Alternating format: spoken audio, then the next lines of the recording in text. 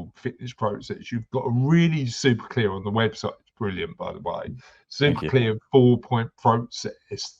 Just talk us through that and talk to us a little bit about how each component part fits into somebody's fitness journey. Yeah, absolutely. So stage one is always assessment.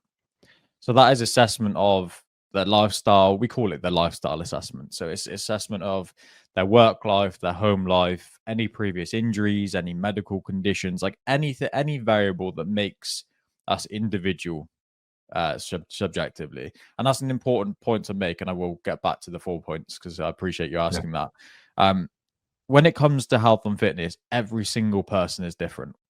So, fasting, I post quite a lot of content about fasting. I've just done a 72-hour fast. It's a brilliant solution, but not everyone reacts in the same way to it. Same as keto, same as the 5-2, same as HIIT workouts compared to hypertrophy sessions, compared to threshold workouts. Like, we're all so different that there's no cookie cutter thing that you can go online, copy and paste and try that's going to be perfect for you. So it takes some trial and error.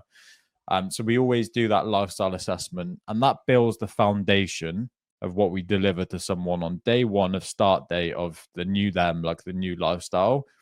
We've ensured that from that, like I said, with the time they have available, what they like, what they dislike, their injury limitations and how we're going to overcome those, their medical history, even like biomechanics, for example, which just, physiology wise, looking at them to assess if we give you a certain movement, is there potential for it not to be optimal for you? Some sciencey stuff that people don't necessarily need to worry about. And that builds the foundation. So we'll then go into delivery and we'll turn that solution on. So we'll flick the switch and say, right, from this date, from this Monday, this week, we're in your new lifestyle now. And then we go into a data gather. So we use our application and some fitness trackers and some native integrations to understand their health markers as we go through the process. Things like sleep, energy, blood pressure, heart rate variability, blood glucose levels in certain instances. And we compare all of this to the other data, base metric data like training steps, so depending on the training we've given them, and nutrition. Nutrition's obviously the biggest one. And what I tend to see, particularly with people, as we age through 40 plus and, they've got busy lifestyles, massively under eating on protein. And that's not everyone. And those who have been more event focused will have understood the importance of protein for recovery. But it's a real issue for a lot of people. So we're in that early process. We're gathering data. We're assessing where are they at right now. And then we align that and we're analyzing that compared to what we've built for them. So there's usually a 2 to 3 week period where we're not changing anything. We're just understanding like where are their baselines. Exactly. Yeah. We then go into optimization.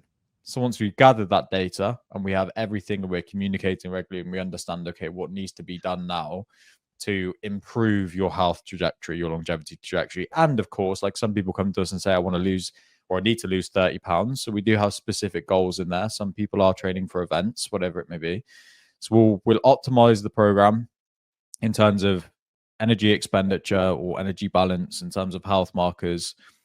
We're constantly tweaking that. So we tweak that weekly to ensure that we're always progressing.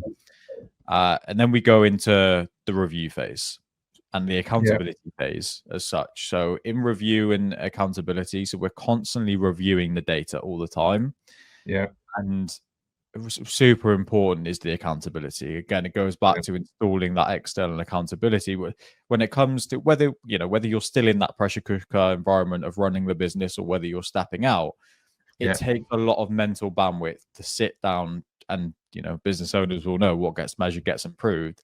But to sit down, understand what I'm doing, when am I doing it, why am I doing it, but also how am I tracking, measuring, and optimizing. Like it's a full-time job for me and I've got the skills to do it. At base level, all we're really taught is 5 fruit and veg a day, sleep 8 hours, and get 45 minutes of exercise 3 or more times a week. That's literally it, which is sacrilege, really. It should be a whole curriculum. But so it's just about understanding that we take the mental bandwidth away of having to plan.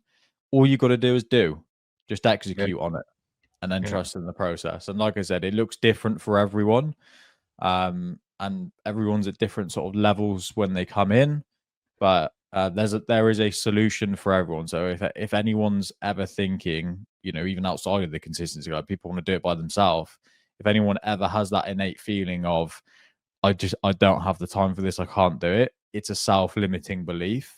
Yeah. Yes, there may be like there's levels to the game, and you may not be able to do as much as, you know, your next door neighbor, but you can start somewhere and then you build from there. And I also think there's an argument in more personal effectiveness based on the level of fitness you've got. So, Yeah. you know, for me, being physically fit allows me to think better.